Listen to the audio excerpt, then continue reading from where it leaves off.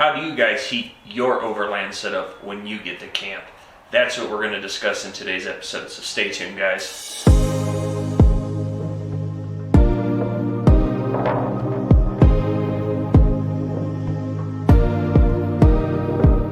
Welcome to Exploration Overland. My name is Zach, and today, guys, I wanted to take you through one of my new products that I acquired over the course of my recovery that is going to make my life at camp so much easier when it comes to heating. As you guys know, I live here in Colorado, so even in the summertime, when I go wheeling and on my adventures and I set up for camp for the evening, the temperatures are more than likely to drop into the 30s or lower, and I don't like the cold. I may live in the cold, but I do not like sleeping in super cold environments. I'm not trying to torture myself. So if you guys have followed along in the channel all last year, you guys will know that I used to use the Mr. Buddy heater. It has been, this Mr. Buddy heater is probably around 15 plus years old. I've had it for a long time and it has worked flawlessly. And it has just always been my go-to for heating up my tent, keeping everything warm in the evening or while I'm sleeping, waking up in the morning. And it has just been my go-to for so long. But there have been some drawbacks to using this for some time now, and I finally decided to answer them. One of the drawbacks was this thing creates a lot of condensation in the tent. As you guys know, if you've used a propane heater before in your tent, it is going to keep you warm. It's going to work tremendously at keeping you warm. In my Gazelle T4 hub tent, it heats it up spectacularly. I can run it on low all night. It'll keep it really warm. But when you wake up in the morning, the tent is just covered in condensation. All the walls, the ceiling, it is all covered. So you have to dry it out or give it time to dry out when you are done, which is one of the faults. The other fault is I do have to crack a window in this a little bit just so it helps circulate some air throughout there and vent out some fumes and things like that. There's controversy whether, you keep this enclosed in a tent, carbon dioxide levels. I've seen both videos that show there are and videos that show there aren't. I'm somewhere in the gray line to where I go, there could be, there could not be. Yeah, I'll crack a window. That's how I solve my issues. But this is what I used all last year and have been using for years to keep me warm when I am out camping and it is quite cold out. But now I have upgraded. I am very excited, but I have upgraded.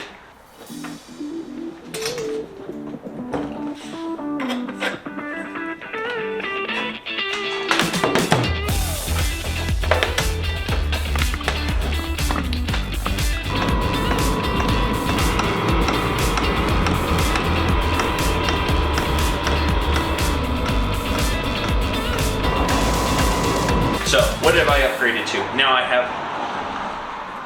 to apologize. I am in the garage. It is open, so I have light. Everybody seems to be coming home in the middle of the day. I don't know. But what have I upgraded to?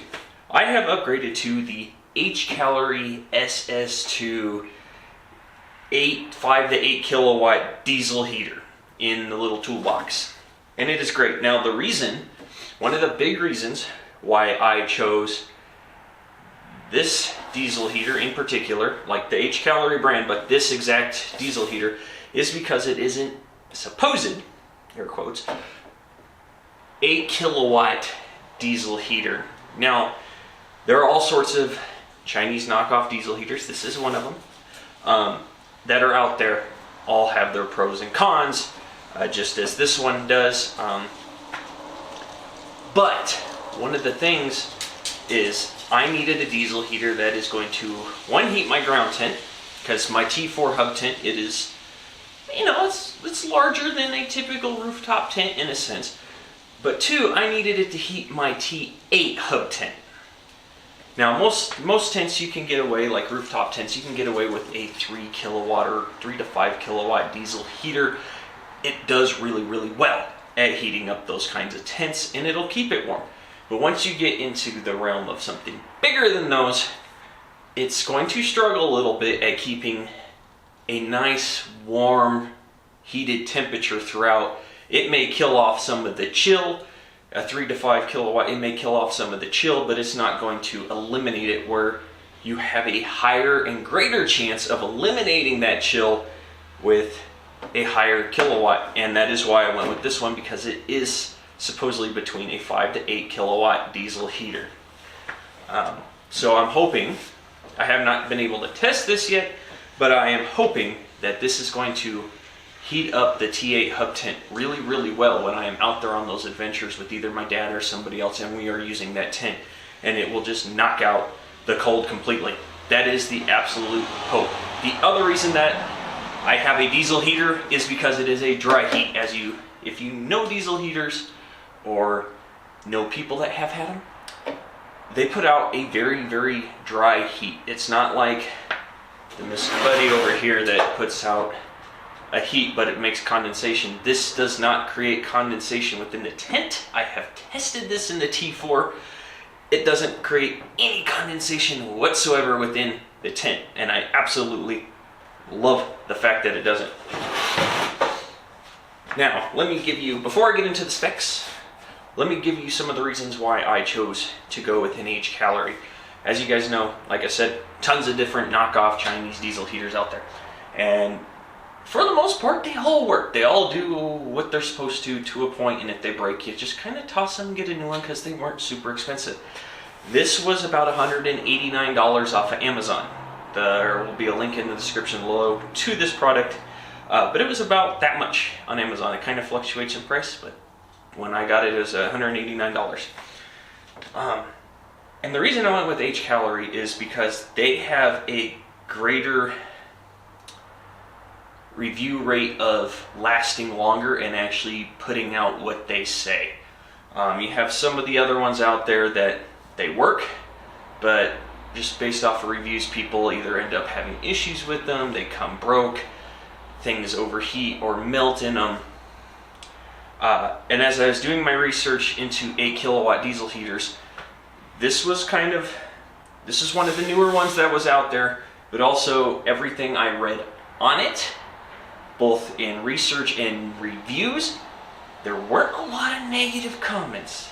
You do have some negative comments here or there, but for the most part, this came out on top very, very well. And so I thought, why not give this a try? Because this brand is just, like I said, been known for lasting a little bit more than the others. And so that is kind of why I went with it. I just figured, I kind of had my mindset like a lot of other people. If it breaks, it breaks. But let's get into the specs of this exact diesel heater. Alright, the specifications of this diesel heater right here. Yes, I've got it on the edge of the table just because I have it all set up. But what do you get in the box when you get this diesel heater? Because obviously the box is long gone. One, you get the diesel heater, which is great. You also get, pull it off here, your exhaust pipe. You get your muffler that comes with it.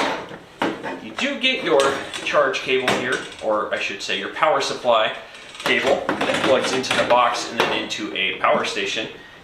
You do have other kinds of adapters, so if you were to hook this up to basically like an RV system, or if you have a more permanent home that you're placing this, you can hook this up so it's always connected in the power, direct power a different way. Or if you want to hook this up to,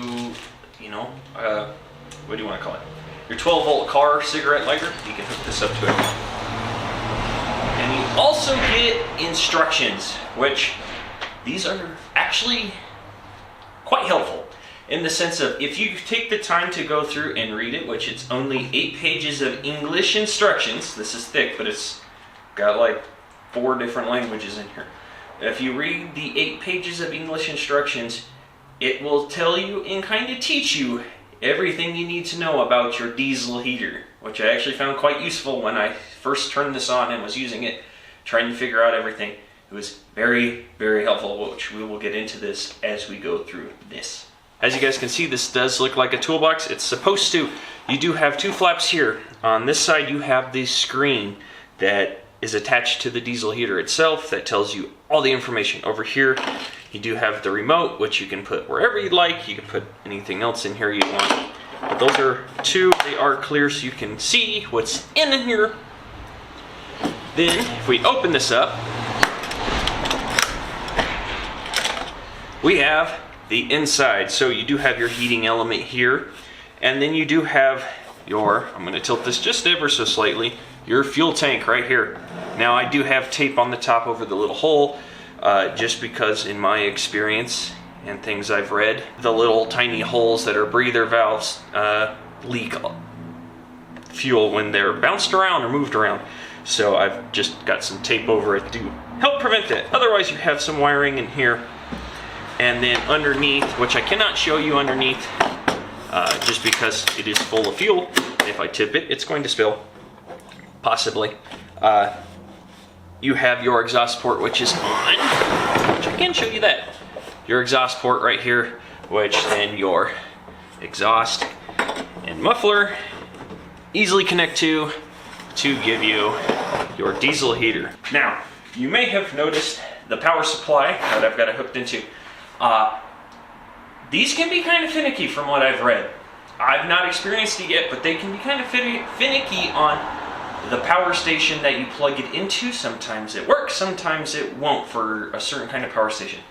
Running it off of my F1200 anchor station works perfectly fine. And I have found that running it off of my Blue Yeti EB3A, it works just fine, which is awesome. That was one of the things I was hoping for. I was hoping that I wouldn't have to plug this into the main power station for the Jeep, the F1200 Anchor, to run it, but I could if I needed to. I was hoping it would run off of this so that I can kind of make this a little more portable and then be able to use this. And it does work, which is fantastic. I was really excited because, as you guys know, this is only about 268 kilowatt hours of power, and it does well. So let's get into running the diesel heat. So we're going to kind of be running this two different ways with two different cameras. So I'm going to be talking to you and you'll hear me here. I'm going to be talking to you guys, but I'm also going to be showing you what exactly I am doing. So to start, I have this thing plugged in. It is going off of the AC on here. And as you guys can see, I'm at about 98%. This was 100%, but then I plugged this in. But I'm at 98% on the Blue Yeti, okay? So we're gonna come over here, I'm gonna flip up this top, turn it so you guys can see, and I'm just going to hit that. Start heating.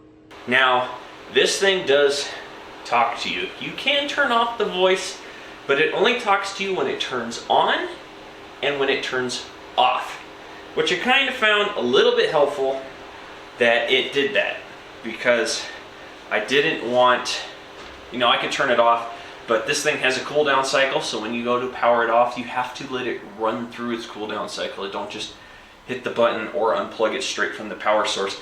You'll actually mess up the computer system, like the motherboard within the diesel heater itself. So I find it helpful because this will tell me when the heating cycle's done, or the cool down cycle's over, so I can unplug it. So I kind of leave the voice on.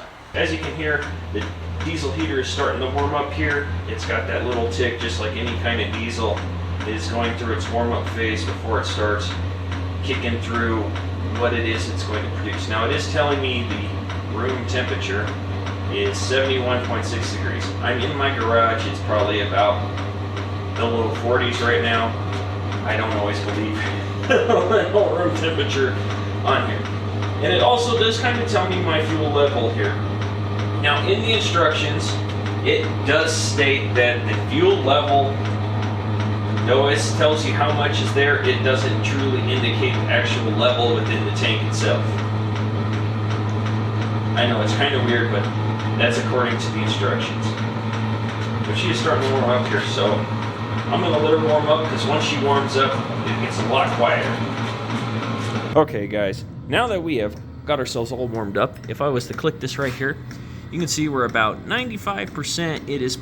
We can run for about 7 hours, and it is pulling somewhere between 30 and 29 watts, which isn't too bad.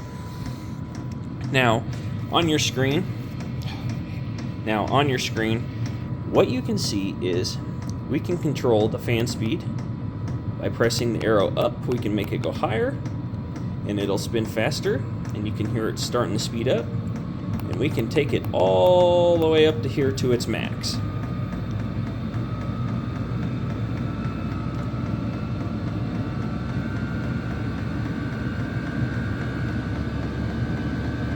And as I told you guys, it gets louder the higher the fan speed is. And then we can also turn it down. And there it goes down the fan speed and the noise, which is great. Now there are a few things on here to note. When you want to change things, so let's say you want to change the settings or the temperature. So this is just telling us what the room temperature is. If I press the settings button once, this is telling me what the set temperature is. So it's set at 71.6 degrees Fahrenheit. I can adjust that up or down as I please, and then you can either don't touch it again, it'll go back, or you can press settings and it'll put you back here and it will show you this. Now if you want to get to the actual main settings, go to your settings button, hold it for 3 seconds.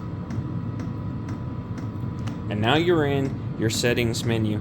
Now we're going to go through each of these, and then I will show you on the instructions what each actually is. So F0 is your current time. Like I said, you can change this all you want. The second you unplug this from power, it just basically resets itself. It's not going to stay up to date.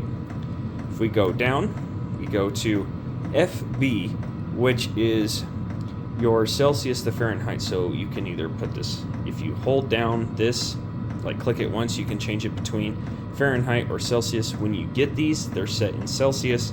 I've changed mine to Fahrenheit.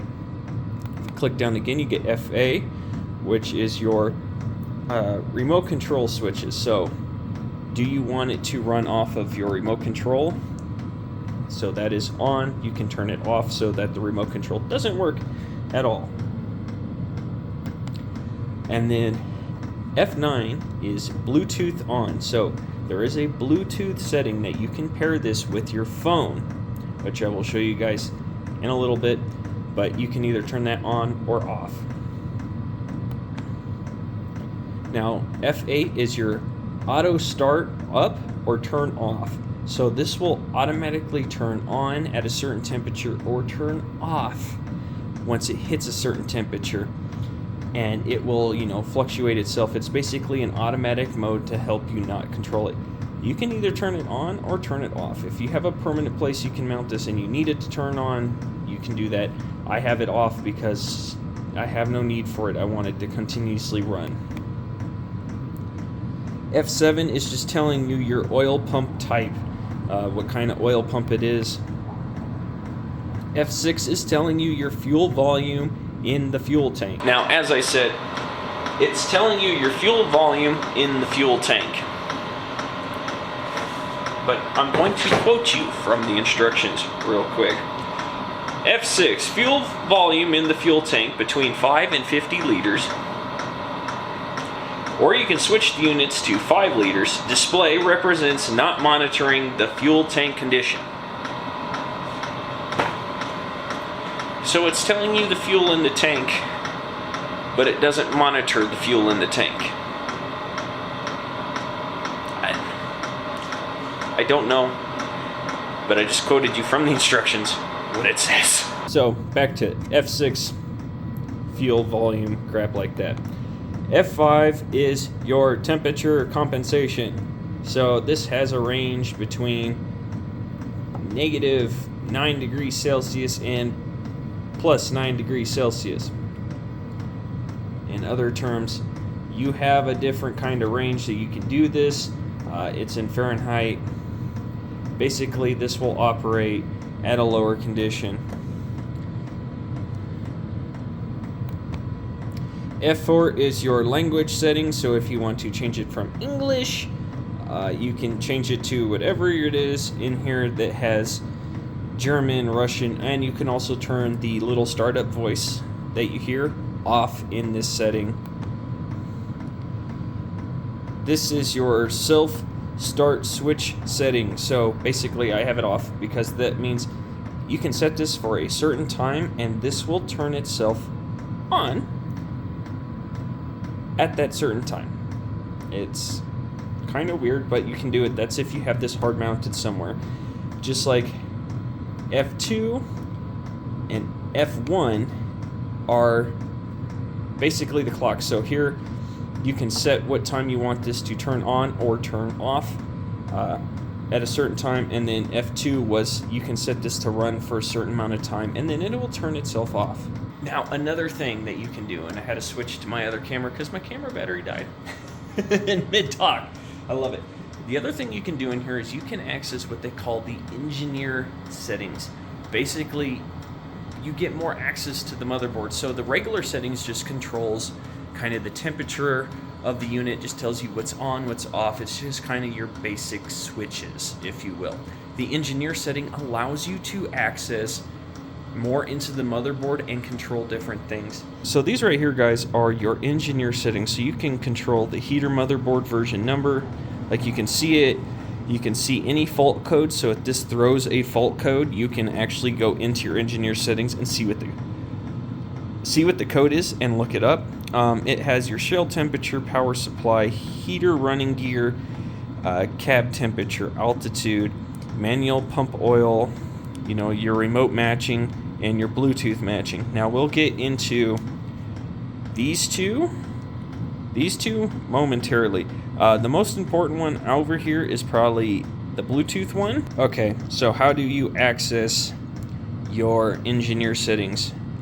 Up arrow, down arrow, hold them for 3 seconds.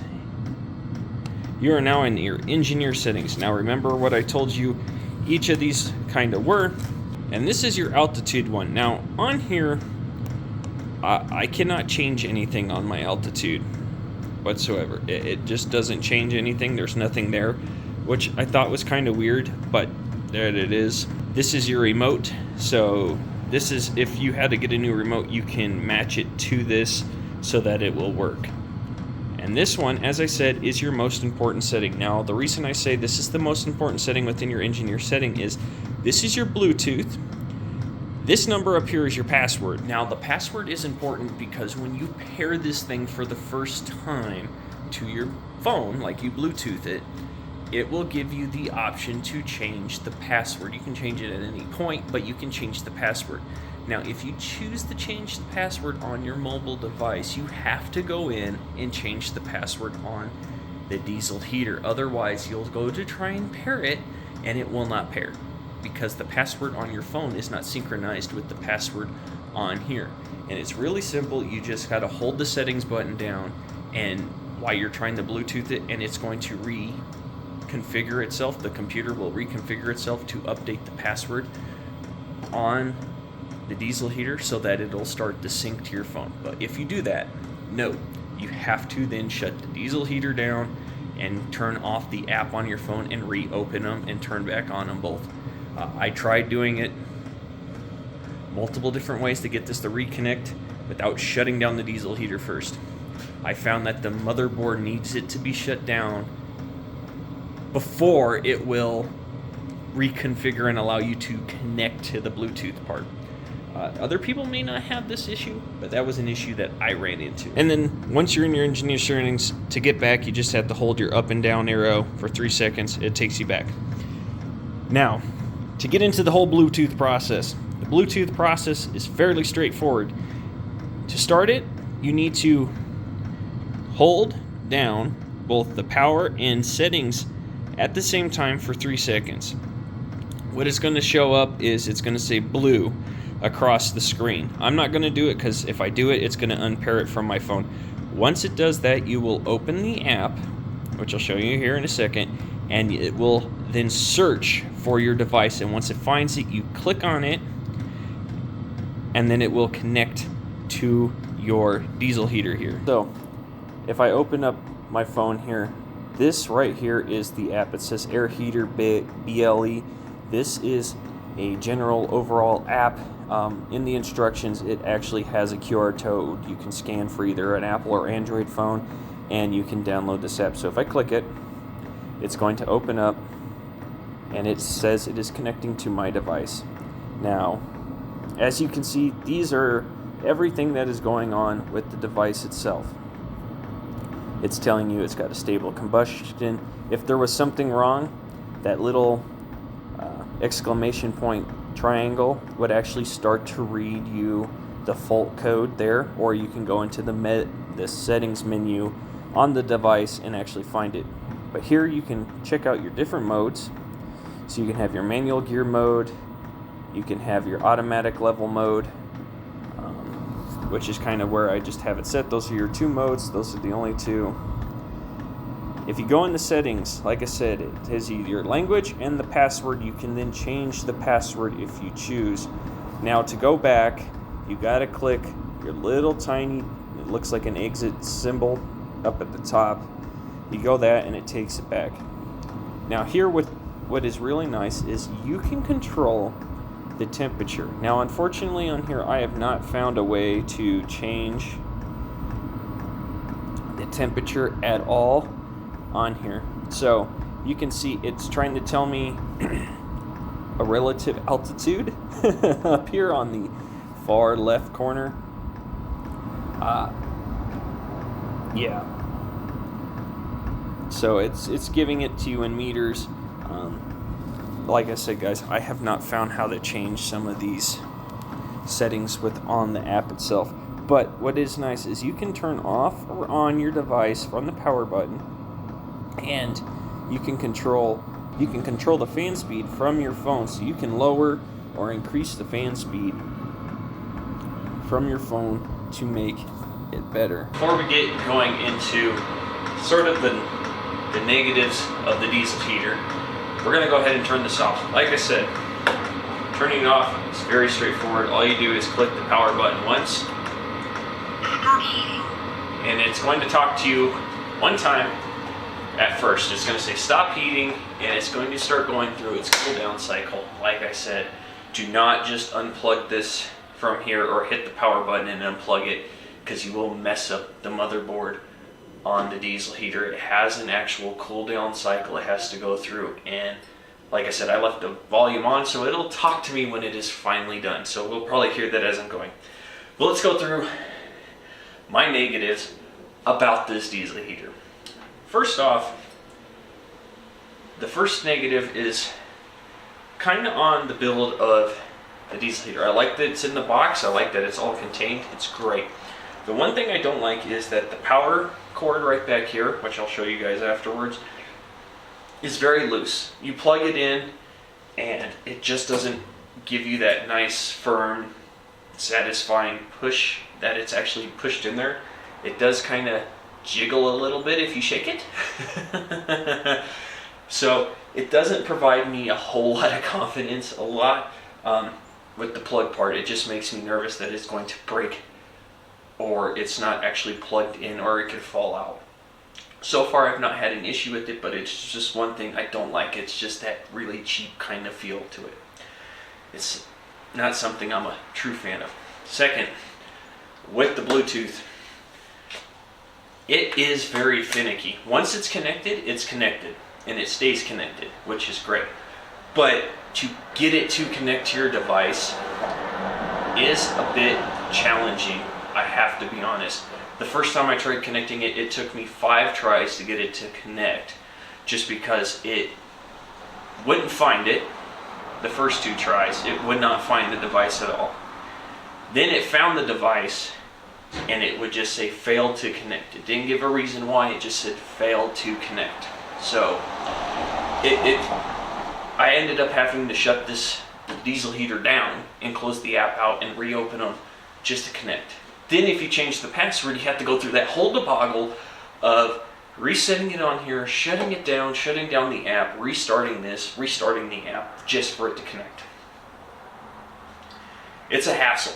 The other thing with the Bluetooth. Now, whether it's because I have an Android phone and not an iPhone, I don't know. But the other thing I've noticed is that you don't get all the little settings that it says within the instructions. Like, I cannot control the temperature off of here. I can control the fan speed, but I cannot control the temperature that is coming out of this. It won't tell me what the actual temperature is that is coming out of this. It tells me the current temperature of... Thanks for using. I wish you a safe journey. See, now it's done with its whole cooldown process. However, going back to my Commando, it doesn't tell me, it tells me the outside temperature. It won't tell me what the temperature is that this is creating, and I cannot adjust it at all. It doesn't show it on. It just constantly shows me stable combustion. That's it. I've let this run for over an hour and it will just tell me the same thing. It never changes, and I can't adjust any of the temperature settings from my phone, which is a downside. Like I said, I don't have an Apple product, so I can't test that theory on the Apple side of the app. It might work better with that than it does an Android. I just don't know, but I don't have that ability, so that is really kind of annoying. Adjusting the fan speed is great, but if I can't adjust the temperature if it's too hot and I have to go outside to do it, it's gonna be a little annoying to do. And then one of the other drawbacks of this whole thing is, though it is all nicely compact within this toolbox, you know, the little hard case, which is great, the exhaust and muffler and your power supply cannot be packed away within this at all. So you have to have an area that you can store these two items, as well as your diesel heater. It's not a big thing, but it is a little bit annoying that, you know, you get all this, but you can't just compact it all in there and just have the ability to put this in a spot in your rig, so it's just there. You now have to find other room for both the power and the exhaust, which is just slightly aggravating.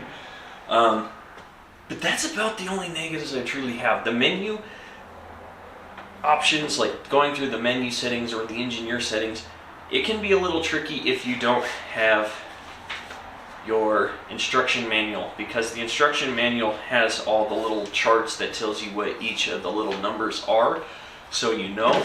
Otherwise you just don't know, because it doesn't really give you a whole lot of descriptions. It gives you a couple letters for the description, and if you don't know what those letters mean, you kind of SOL. You know, well, you got to figure it out. But those are kind of my only faults with Deceptus, you know, right now. If more arise as I use it, I'll let you guys know. The controller does operate the fan speed. I can operate it from within my tent and, you know, can control it from out there. So it's nice that I don't have to like stick my hand out the tent to control it. It actually does work from a distance. Just like the Bluetooth, it does work from a distance, but I just can't see what the temperature is. The downside all around. And then also, you do need to, just like kind of any diesel heater, you do need to have a platform to set this on. I have some wood that I set this on that raises it up so the exhaust isn't touching the ground or elements near the ground, so that a fire doesn't start, because the exhaust does get quite hot while it is running. But the nice thing is it does cool off quite quickly once it is done. Like right now, yeah, I can hold the exhaust. I can disconnect it because it's been off now. But that is it, guys. And this whole time that I've been running it talking to you guys, I'm now at 89% battery on the little Blue Yeti. When this is plugged into the F1200 anchor, it doesn't really make a dent at all. It rarely draws more than 30 watts of power the whole time, and it doesn't really show on there. But thank you guys for joining me today. I hope you found this informational. I will do a long-term review on this several months down the road. I have a few trips coming up here in the next couple weeks, and this is going to be going because it is still cold outside, and I need to be warm. So I will provide you guys with a much longer review down the road. But thank you all for joining me again. I really appreciate it, guys. If you haven't hit that subscribe button, guys, I'm trying to grow the channel, and you guys are what makes this happen. Also, a link in the description to my other social media platforms. The journey doesn't stop when this camera stops rolling, guys. I constantly am posting to there and keeping you guys updated on what I have going on. Also, a list of parts that I have on my Jeep, and it has been updated, is also in the description below, as also a link to my Patreon account if you guys would like to contribute anything. It is greatly appreciated because it does help me on my adventures. Otherwise, thank you guys for joining me today, and I'll catch you all next time out on the trail.